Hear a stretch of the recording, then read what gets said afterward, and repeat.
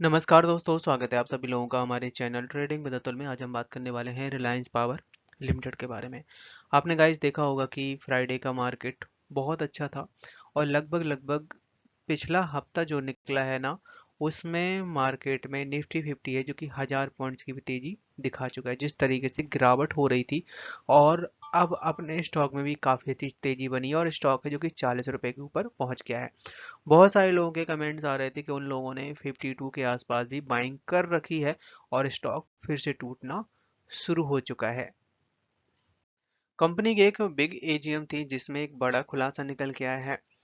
मार्च 2024 की बात है जब कंपनी की तरफ से बोला गया था कि हम अपना सारा लोन खत्म कर देंगे इस फाइनेंशियल ईयर तक, जो कि अब बचा है केवल दिसंबर बचा है और फिर स्टार्ट हो जाएगा 2025। बट गाइस यहाँ पे केयर की तरफ से एक बड़ा खुलासा किया गया है, खासकर जो अभी उधारी बाकी है और उसके ऊपर यहाँ पे बैंकों की तरफ से नोटिस पे नोटिस आ रहे हैं कंपनी के पास में। और यहाँ पे मे बी कुछ पता नहीं, कुछ बड़ा हो सकता है जिस तरीके से बैंक नोटिस भेज रहा है और कंपनी है जो कि उसका रिप्लाई भी नहीं कर रही है। तो चलिए गाइस, इस सारी न्यूज को डिटेल में समझते हैं। साथ साथ अगर आप लोग हमारे चैनल के माध्यम से थोड़ी सी भी हेल्प हो रही हो तो प्लीज आप हमारे चैनल को सब्सक्राइब जरूर करें। फ्राइडे का मार्केट ठीक ठाक था। आप देख सकते हैं कि निफ्टी 50 में करीबन 216 पॉइंट्स की तेजी बनती हुई देखी गई। बैंक निफ्टी है जो कि करीबन 150 पॉइंट्स की तेजी दिखाया, बट ज़्यादा नहीं चला है। आईटी में करीबन 180 पॉइंट्स की तेजी बनी है। स्मॉल कैप का इंडेक्स है जो कि सबसे ज़्यादा भागा है, करीबन 420 पॉइंट्स। बात करें यहाँ पे अगर हम वॉल्यूम एनालिसिस के बारे में, तो आज आप देख सकते हैं कि 1 करोड़ का वॉल्यूम बना हुआ था। इंडियन गवर्नमेंट की यूएस के साथ काफ़ी अच्छी ट्यूनिंग कह सकते हैं, और खासकर ट्रंप के साथ में, जो कि ट्रंप है जो कि नेक्स्ट महीने से यहाँ पे अपना कारोबार है जो कि संभाल सकते हैं। तो यहाँ पे अभी से उन्होंने अनाउंसमेंट कर दी है कि चाइना, मैक्सिको और कनाडा के लिए टैरिफ हाइक हो सकता है, जो भी वो इंपोर्ट और एक्सपोर्ट करते हैं यूएस के साथ में। बट यहाँ पे इंडिया को बेनिफिट हो सकता है। इंडिया के लिए अभी भी कोई भी ऐसी न्यूज़ नहीं निकल के आई जिसमें Indian pharma, textile, electronics item और आपका रिन्यूएबल एनर्जी, इन सब में गाइस काफ़ी ज़्यादा बेनिफिट हो सकता है इंडिया को। जनवरी के महीने से यहाँ पे डोनाल्ड ट्रंप हैं जो कि अपना कारोबार संभाल सकते हैं यूएस का, जिसमें बताया जा रहा है कि 20 जनवरी से यहाँ पे करीबन 3 ऐसी कंट्री हैं जहाँ पे 25% एडिशनल टैरिफ है जो कि इंपोर्ट का बढ़ा दिया है। वो बढ़ाया गया है कनाडा, मैक्सिको और ये जो यहाँ पे चाइना है, चाइना में 10% तक के लिए जो इम्पोर्ट शिपमेंट का चार्जेस है वो बढ़ा दिया गया है, जिसमें इंडिया है जो कि अभी भी एब्सेंट है, मतलब इंडिया इन 3 कंट्री में शामिल नहीं है, जिससे यहाँ पे इंडिया को खासकर हर चीज़ों में बेनिफिट मिलेगा। 2020 से 2024 के बीच का अगर डेटा देखा जाए तो यहाँ पे इंडिया का जो एक्सपोर्ट है करीबन 44% बढ़ा है, और जो कि बढ़ के 53 बिलियन से लेके 77 बिलियन हो चुका है। और जो कि इंपोर्ट है यूएस से जो अपने इंडिया में होता है, जो कि 17% बढ़ा है, मतलब कि 35.8 बिलियन से लेके 42 बिलियन तक हो चुका है। तो इस समय इंडिया के लिए एक बहुत बड़ी अपॉर्चुनिटी है, जिसमें इलेक्ट्रॉनिक्स हो गया, टेक्सटाइल हो गया, मशीनरी हो गया, फार्मा हो गया, यहाँ तक कि आपका जो भी रिन्यूएबल एनर्जी से रिलेटेड कंपोनेंट है उनमें भी बेनिफिट हो सकता है। केयर की तरफ से यहाँ पे बड़ा खुलासा किया गया है। केयर ने रिसेंटली जो भी रेटिंग दी थी रिलायंस पावर के लिए वो अपना विड्रॉ करते हुए देखी जा रही है। बता रही है कि जो भी लॉन्ग टर्म के लिए जो भी इनके पास लोन वगैरह था उसके लिए यहाँ पे पूरी की पूरी यहाँ पे उन्होंने सर्वे किया था, और यहाँ पे उन्होंने सारा खुलासा किया था कि जो भी इन्वेस्टर यहाँ पे इन्वेस्ट करे, मतलब कि छोटे से बड़ा सबके लिए यहाँ पे इन्होंने रेटिंग जारी करी गई थी, जिसको अब वो विड्रॉ कर रहे हैं।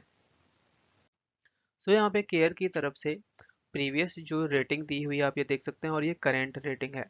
तो यहाँ पे 250, 402, 42 और 146 टोटल, मतलब 840 करोड़ का आउटस्टैंडिंग बैठता था, जिसके ऊपर यहाँ पे इन्होंने रेटिंग दी हुई थी। बट अब यहाँ पे काफ़ी हद तक इनका जो लोन है वो चुक गया है।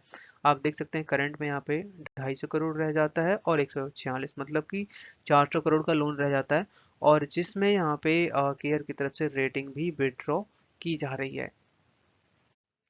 पर गाइस हुआ क्या है कि यहाँ पे अब थोड़ा सा रिलायंस पावर के लिए दिक्कत भरी बात हो सकती है, क्योंकि यहाँ पे बैंक की तरफ से नोटिस जारी हो रहे हैं और आउटस्टैंडिंग पेमेंट मतलब केवल इंटरेस्ट की बात हम कर रहे हैं, जो कि 15.48 मिलियन डॉलर की बात है ना यहाँ पे इंटरेस्ट पेमेंट करने की, बट जो कि अभी यहाँ पे डिफॉल्ट साबित हुआ है।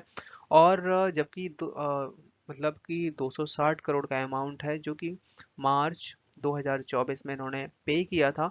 इसके साथ साथ रोसा पावर सप्लाई कंपनी लिमिटेड है जिसका भी इन्होंने लोन पूरा कर दिया है। तो बट अभी भी यहाँ पे कुछ इनके लोन डिफॉल्ट होते हुए देखे जा रहे हैं।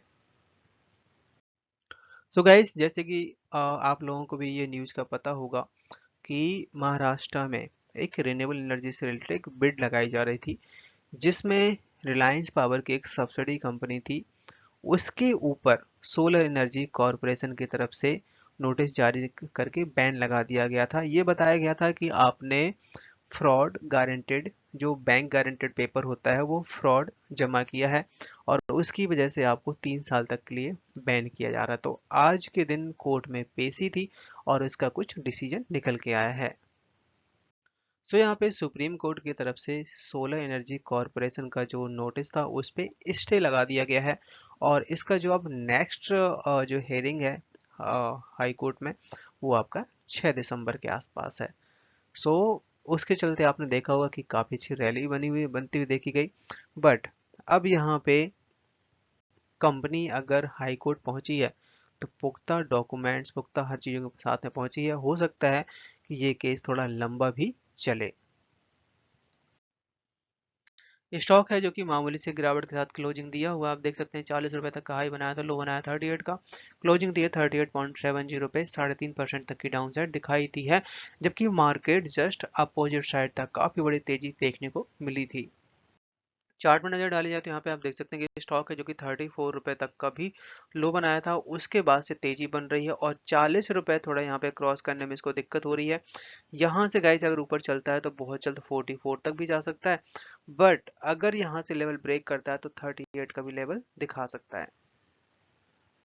रिलायंस पावर और रिलायंस इंफ्रा में बड़े हेर फेर किए गए हैं, मैनेजमेंट में बहुत बड़ा बदलाव किया गया। आप देख सकते हैं कि newly appointment board member of Reliance Power including Ashok Pal CFO Reliance Power, Sachin Malhotra जो कि whole time director and CEO है जो कि Sasan Power Private Limited. Sasan Power Private Limited बहुत बड़ी कोल बेस्ड बिजनेस है जो कि रिलायंस पावर के अंडर में आती है। इसके बाद Harmanjeet Singh Navi president corporate development of Reliance Power. इसके बाद है आपका महापात्र और Navi has appointed additional director while the has been promoted executive director. इसके बाद आप देख सकते हैं कि Pratha Sharma president group corporate development has been appointed additional director of Reliance Infra. ये जो मैंने आप लोगों को नाम बताए हैं, इन लोगों का नाम बहुत ज़्यादा लोग जानते हैं और बड़ी हस्तियां हैं जिनको बहुत एक्सपीरियंस है, खासकर पावर सेक्टर का। और इस मिशन के तहत यहाँ पे इन्होंने रिलायंस ग्रुप कॉरपोरेट सेंटर ये पूरी टीम बनाई है और ये पूरी इस टीम के तहत यहाँ पे रिलायंस ग्रुप ने पूरी अपनी प्लानिंग करी हुई है 2030 तक के ग्रोथ के लिए। और इस समय जितना भी मैनेजमेंट है सारा का सारा यंग टीम है, मतलब कि यंग टीम काफी पढ़ी लिखी और बहुत ज्यादा एक्सपीरियंस्ड। सचिन महापात्रा हैं जो कि 4000 मेगावाट शासन पावर लिमिटेड को लीड कर रहे हैं, जो कि world largest coal base power plant है जो कि बहुत ज़्यादा इलेक्ट्रिसिटी सप्लाई करती है। करीब 8 साल से ये रिलायंस पावर के अंडर में है। इसके साथ साथ बताया जा रहा है कि यहाँ पे पूरी प्लानिंग कर ली गई है लार्ज स्केल पे सोलर और हाइड्रो इलेक्ट्रिक प्रोजेक्ट और आपका विंड टरबाइन के ऊपर।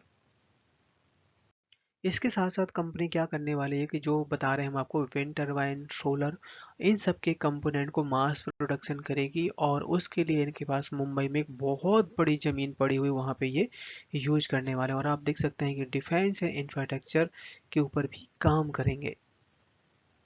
इस समय लेटेस्ट अपडेट आ चुका है खासकर होल्डिंग के बारे में, F I I D I S public. तो यहाँ पे एफ आई आई की तरफ से लगातार होल्डिंग 13% के आसपास बनी हुई है जो कि एक साल पहले 7-7.5% थी।